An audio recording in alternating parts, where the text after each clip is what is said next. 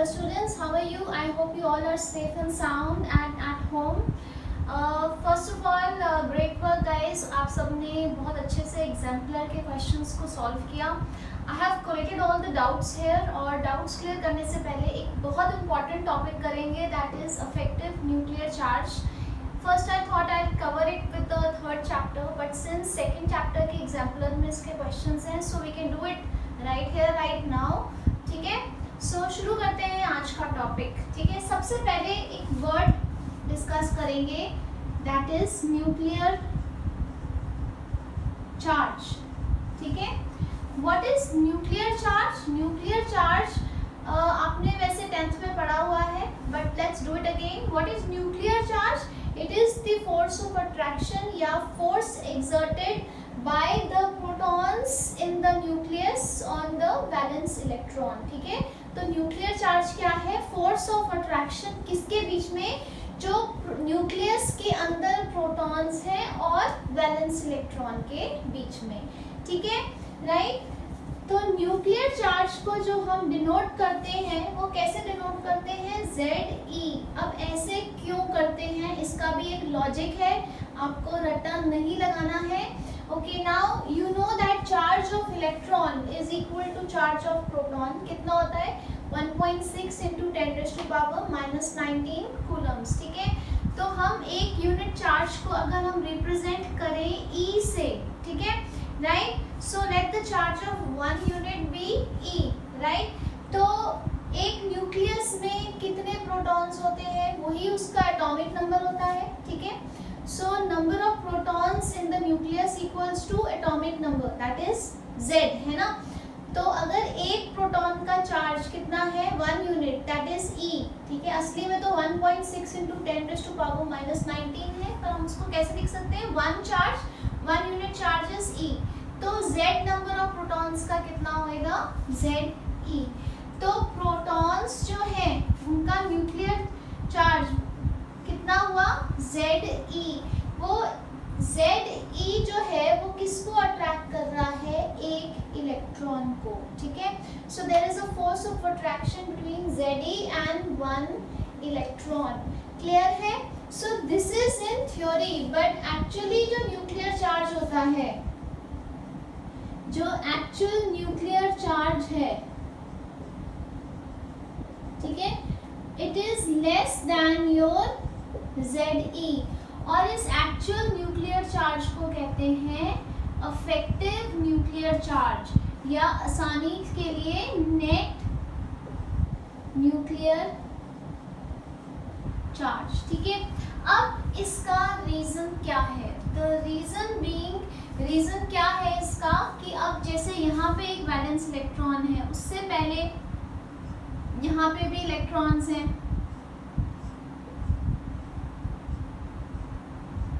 यहाँ पे भी इलेक्ट्रॉन्स हैं, है ना, राइट. तो आप इसको दो तरफ से समझ सकते हो.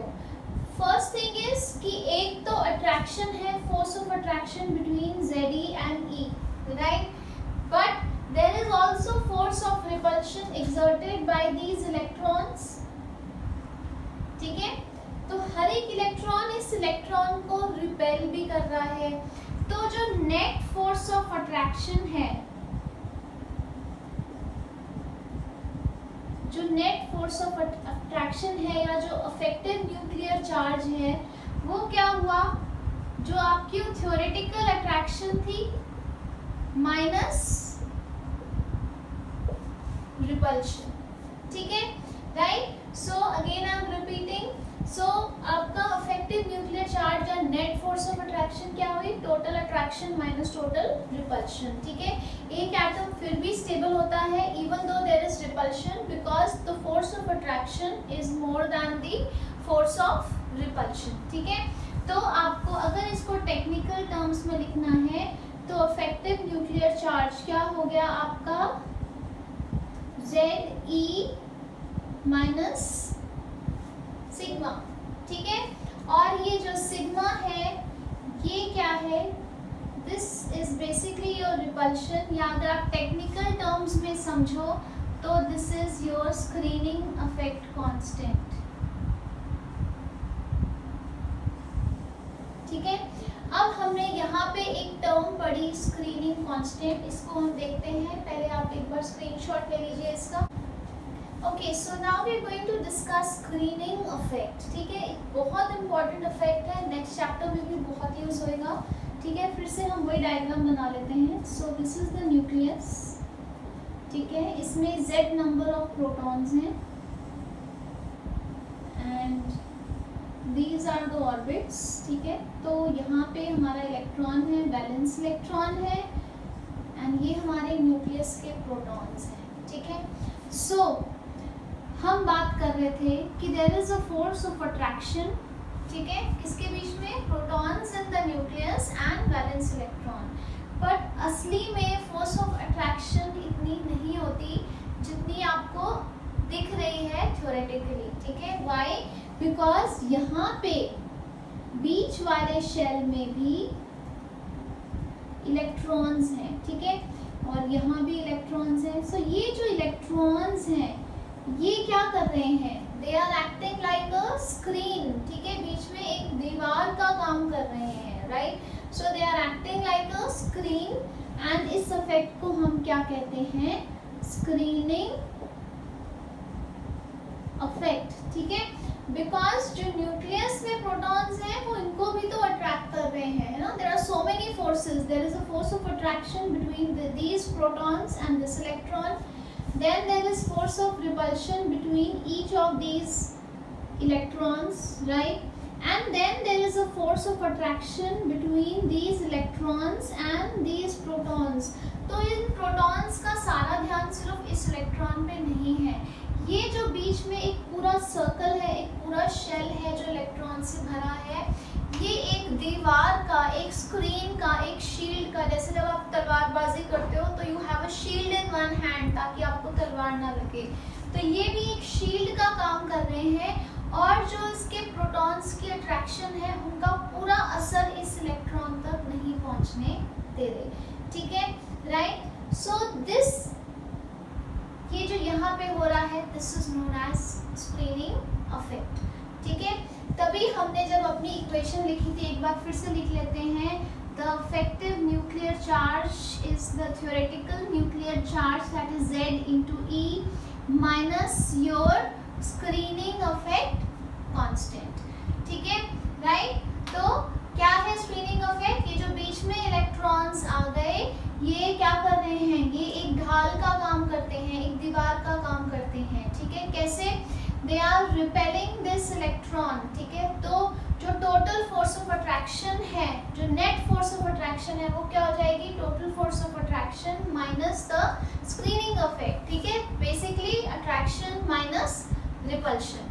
ठीक है, right? So this is screening effect. अब हम आ जाते हैं factors affecting nuclear charge. Okay, so here are the factors that affect the effective nuclear charge. ठीक है, पहला फैक्टर क्या है कि जो आपका वैलेंस इलेक्ट्रॉन है वो कौन से शेल में है, that is it depends upon the principal quantum number. ठीक है, एक बार छोटा सा डायग्राम बना के इसको समझते हैं। So this is the nucleus and you have your electrons. ठीक है, अगर आपका इलेक्ट्रॉन यहाँ पे है ना, सेकंड वाले में है, if your electron is here, तो उसको एक ही शेल से स्क्रीनिंग इफेक्ट फेस करना पड़ रहा है। अगर आपका इलेक्ट्रॉन यहाँ पे है तो ज़्यादा दो स्क्रीनिंग इफेक्ट्स फेस कर रहा है ना? अगर इलेक्ट्रॉन यहाँ पे है तो स्क्रीनिंग इफेक्ट बढ़ते जा रहे हैं, राइट? सो जितना दूर होता जाएगा वैलेंस इलेक्ट्रॉन उतना स्क्रीनिंग इफेक्ट बढ़ता जाएगा। ठीक है, अगर स्क्रीनिंग इफेक्ट बढ़ रहा है तो इफेक्टिव न्यूक्लियर चार्ज कम हो जाएगा, because effective nuclear charge is Ze minus sigma, है ना? So basically your effective nuclear charge is Ze minus your screening effect. So more the distance, so what is going to happen? More the distance, more is the screening effect. ठीक है, अगर screening effect ज्यादा है तो lesser is the effective nuclear charge. इसका मतलब कि अगर डिस्टेंस आपका बढ़ता जा रहा है तो आपका इफेक्टिव न्यूक्लियर चार्ज कम होता जा रहा है। क्लियर है?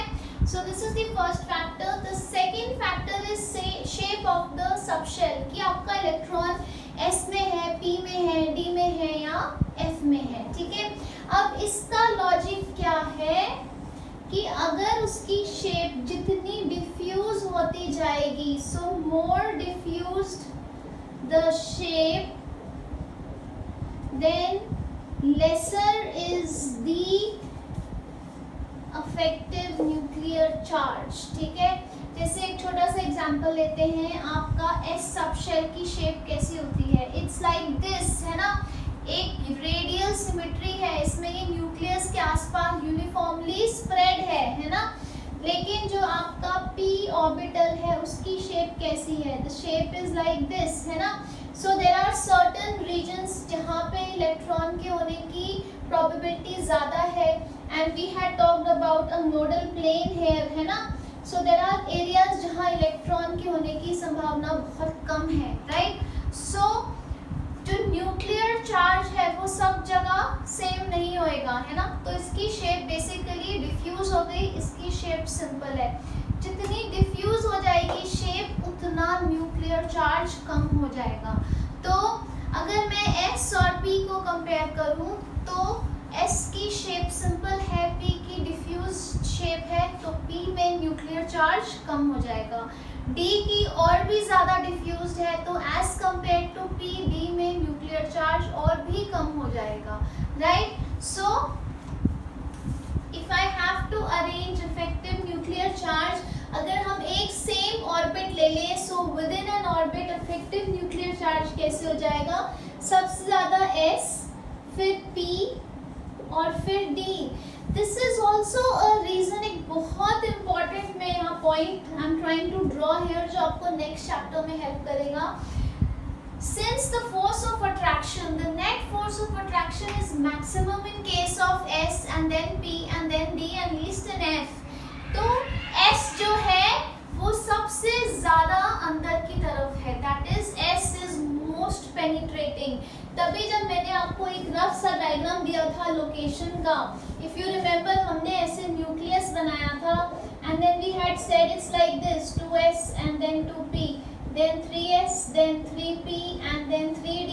मैंने आपको जब एक फिजिकल एक आइडिया दिया था कि फिजिकली कैसे प्लेस्ड है। So this is the reasons, s अंदर की तरफ है, फिर p, फिर d, फिर f, and this particular thing is known as penetration effect.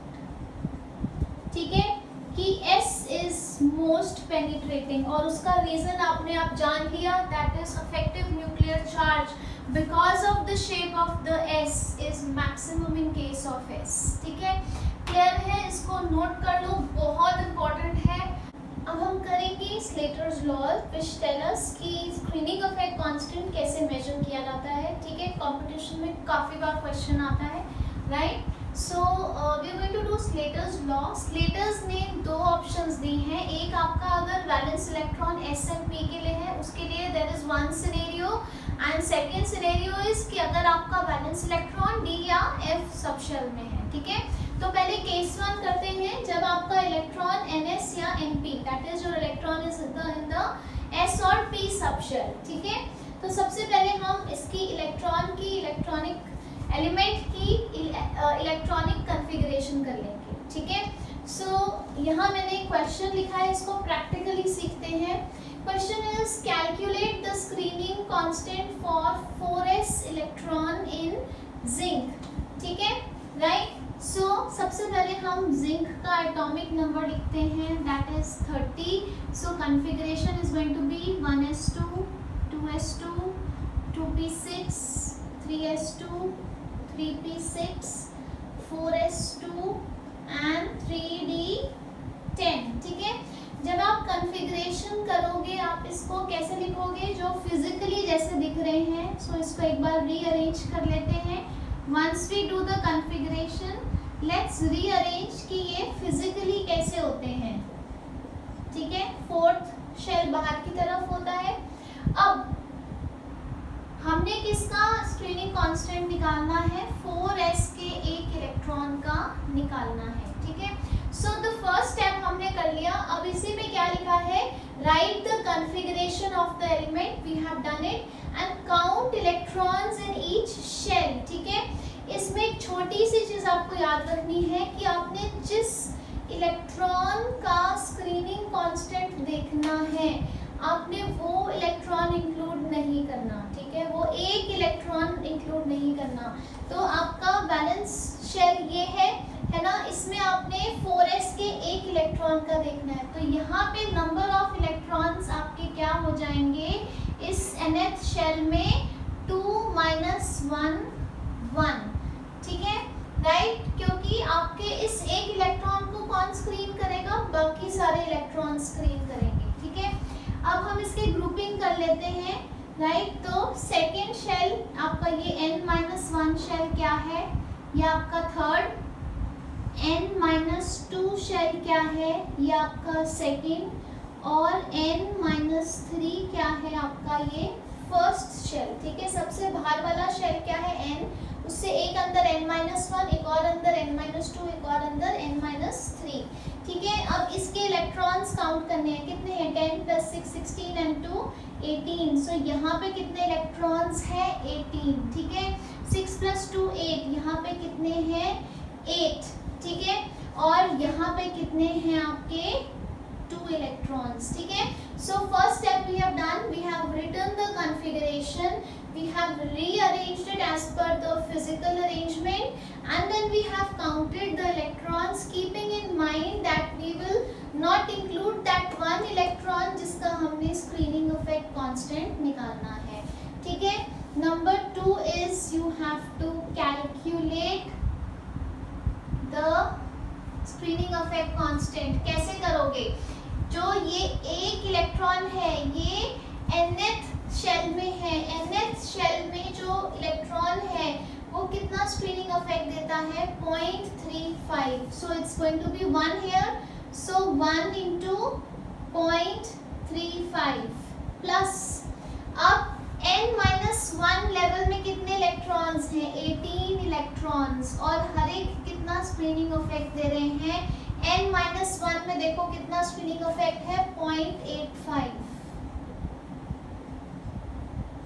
ठीक है, उसके बाद आ जाओ n-2, n-3, सब्सिक्वेंटली जितने भी हैं स्क्रीनिंग इफेक्ट कितना है, 1.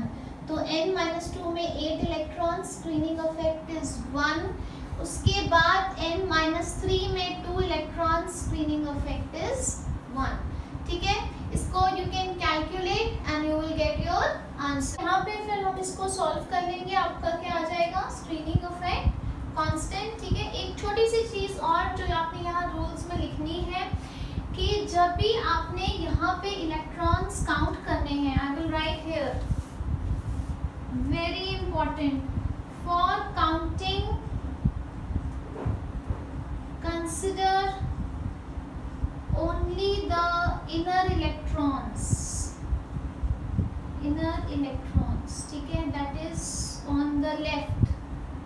ठीक है, तो जब आपने एक बार इसको फिजिकली अरेंज कर लिया, अगर इसके इधर कोई इलेक्ट्रॉन है वो आपने नहीं कंसिडर करना. अब वो केस कैसे आएगा अभी हम देखते हैं इन केस ऑफ डी. ठीक है, सेम जिंक ही ले लेते हैं ताकि आपका कंपैरिजन हो जाए.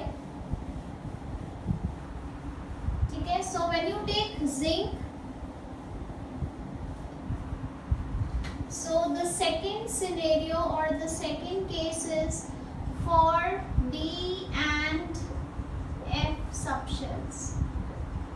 ठीक है, D and F के लिए क्या रूल है, पहला सेम है, राइट द इलेक्ट्रॉनिक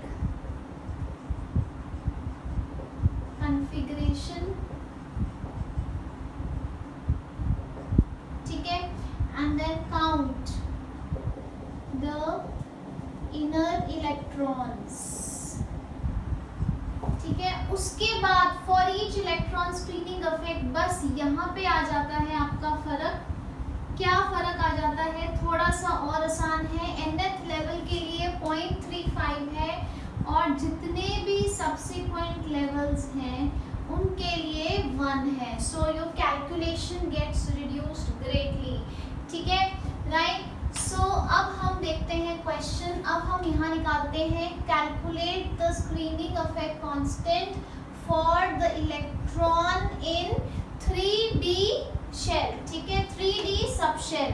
तो पहला आपका स्टेप सेम है, दैट इज इलेक्ट्रॉनिक कॉन्फ़िगरेशन करनी है, वो हम नहीं मिटा रहे, ठीक है। और फिर आपने उसको फिजिकली अरेंज कर दिया, राइट। तो अब यहाँ से देखते हैं क्या हमारा चक्कर पड़ेगा, ठीक है।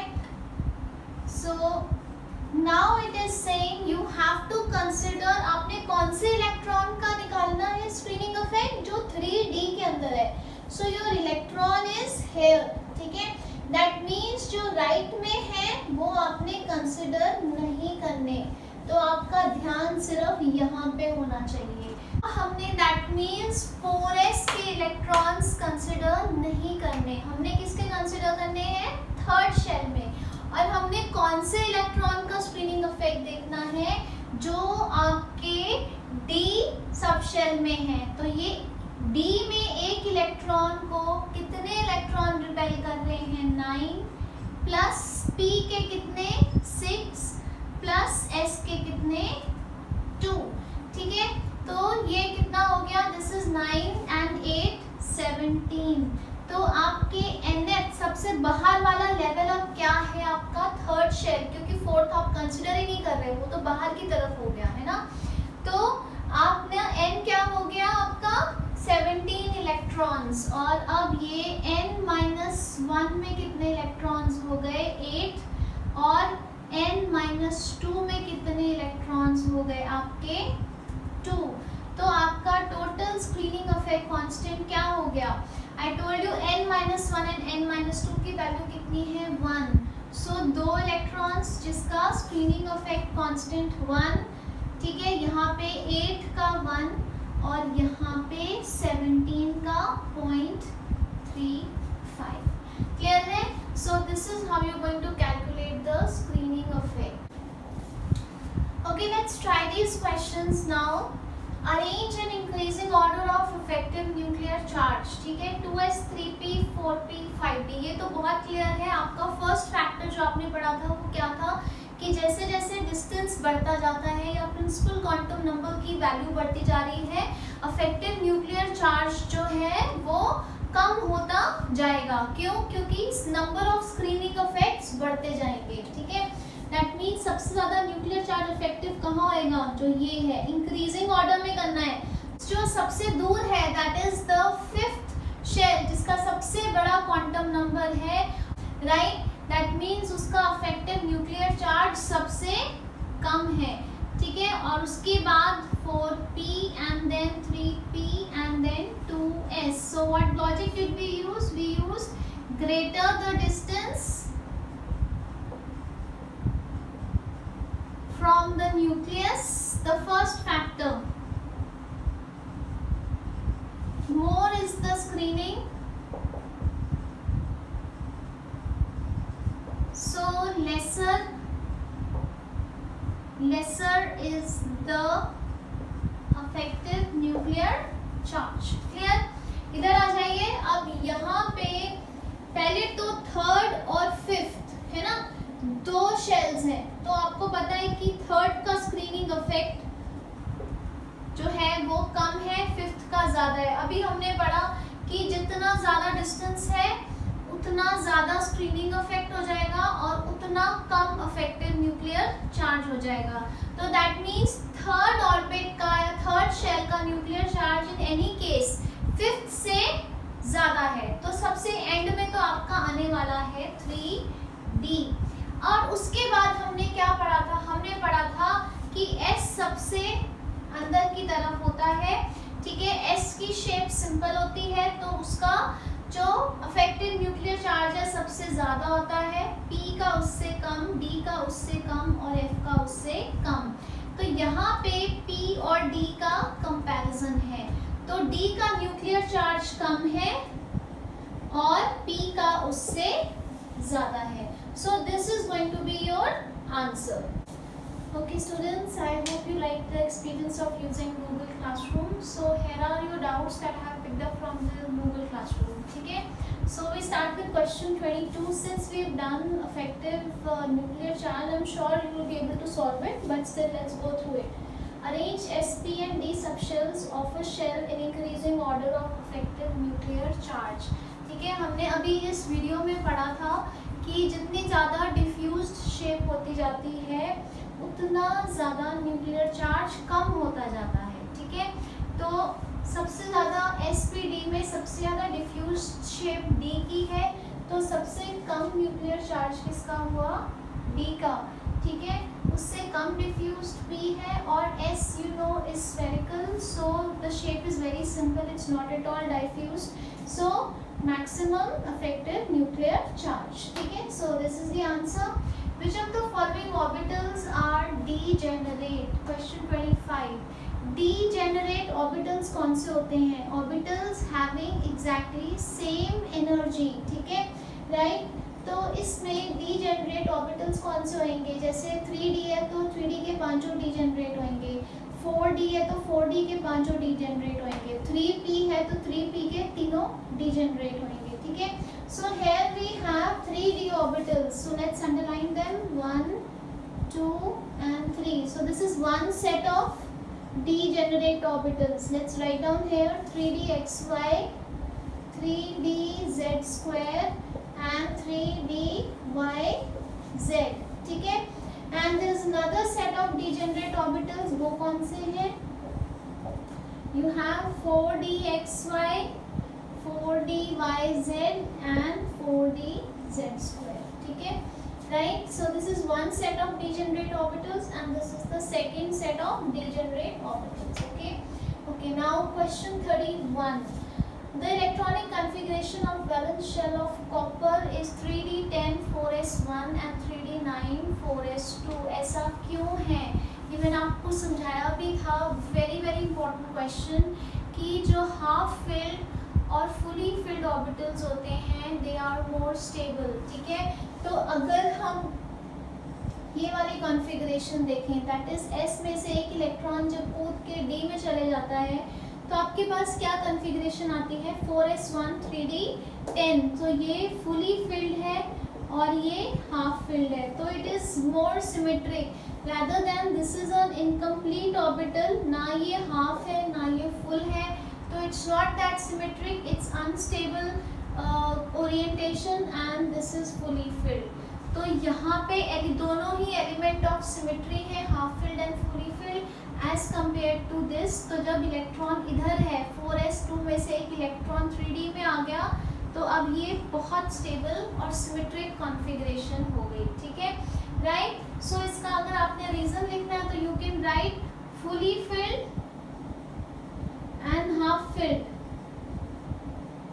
ठीक है, दे आर मोर स्टेबल. और आपको हाफ फिल्ड का रीजन तो पता ही है. क्या रीजन था?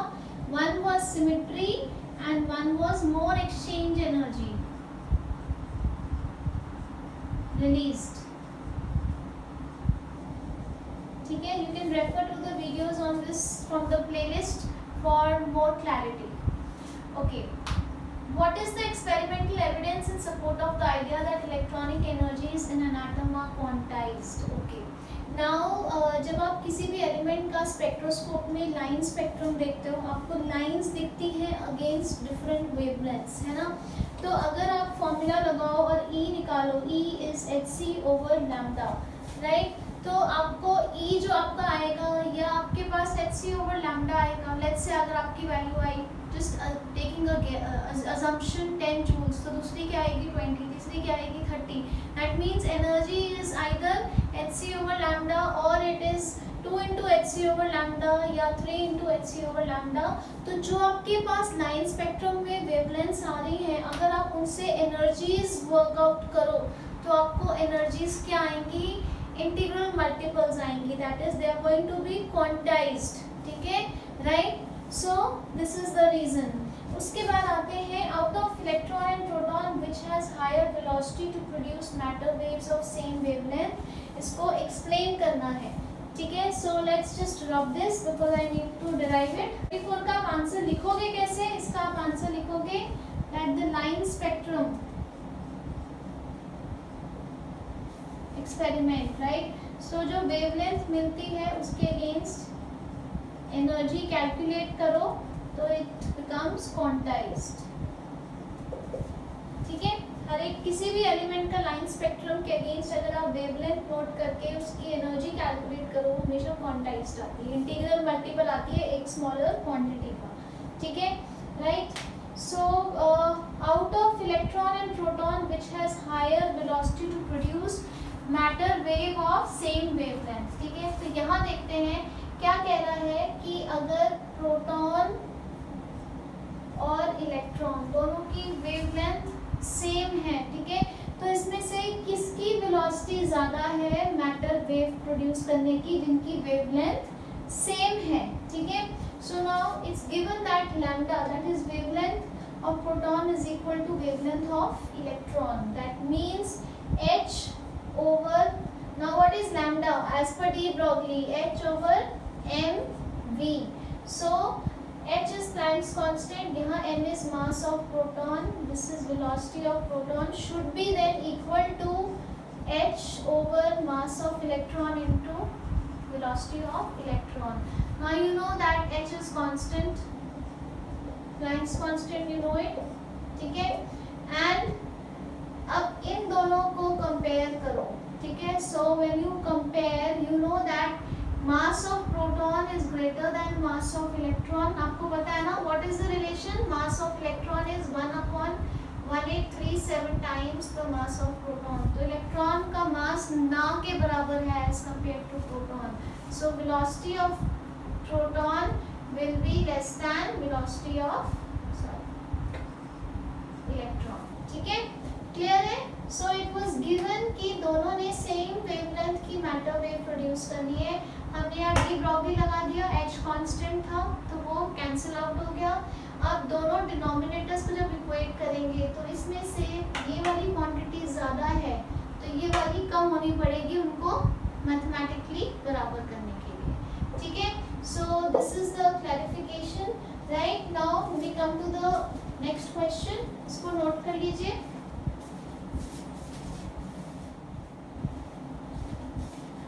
Okay, so let's look at the next question. That's question 39. Table tennis ball has mass of 10 grams and speed of 90 meters per second. If speed can be measured with an accuracy of 4%, what would be the uncertainty in speed and position? This is a direct numerical of Heisenberg's uncertainty principle. ठीक है? तो what is the Heisenberg's uncertainty principle? It is delta x into m delta v is h upon 4 pi, ठीक है। m delta v कहाँ से आया, delta p से, right. सो अब आपके पास क्या क्या है, so you know that mass is how much 10 grams, so converted into KGs तो कितना हो गया 10 raised to power -2 kgs, ठीक है, राइट।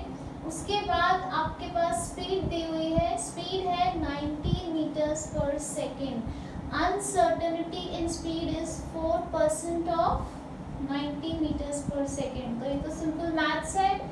तो अनसर्टेनिटी इन स्पीड कितना हो गया 4/100 इंटू 90, काटो कितना आ गया 3.6, सो अनसर्टेनिटी इन स्पीड तो आ गई आपकी 3.6 मीटर्स पर सेकेंड। अब आप इस वैल्यू को फॉर्मूला में डाल दो, delta x into m, m कितना था आपका, यहाँ हमने निकाला था 10 raised to power -2 into delta v, that's 3.6 is h, that is 6.626 into 10 raised to power -34 over 4 into 3.14। हमने क्या किया, हमने डेल्टा v और m की वैल्यूज इस फॉर्मूला में डाली हैं, ठीक है। सो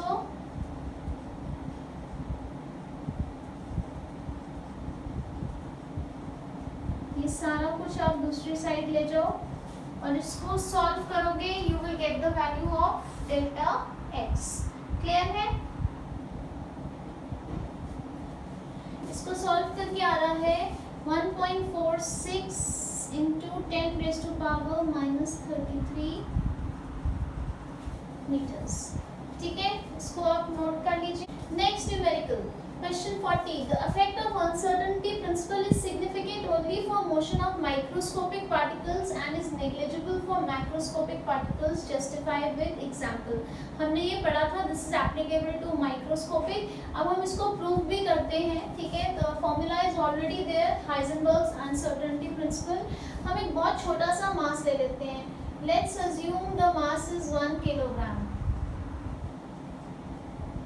Sorry, 1 milligram. ठीक है. सो हमने अज्यूम कर लिया कि हमारे पास 1 मिलीग्राम, जो बहुत छोटा है, उतना मास है. सो आपका mass is 1 milligram, that is 10⁻⁻6 kgs. अब इतने छोटे से मास की अनसर्टेनिटी कितनी हो जाएगी? So let's solve it. Delta x into delta b is going to be h/4πm. इसमें हम वैल्यूज डाल देंगे.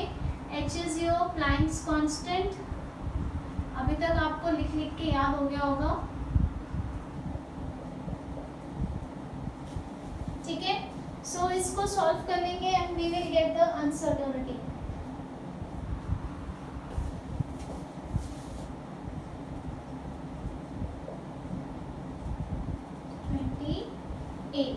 ठीक है. अगर आपको यूनिट्स ना निकालनी आ रही हो तो ये देखो, delta x is distance and b is speed. तो इसकी यूनिट्स क्या बन गई? 0.52 इंटू 10⁻⁻28 मीटर स्क्वायर पर सेकेंड. ठीक है. So when you don't know the units you can calculate it, right. And now you can see this is 10⁻⁻28 which is very very small.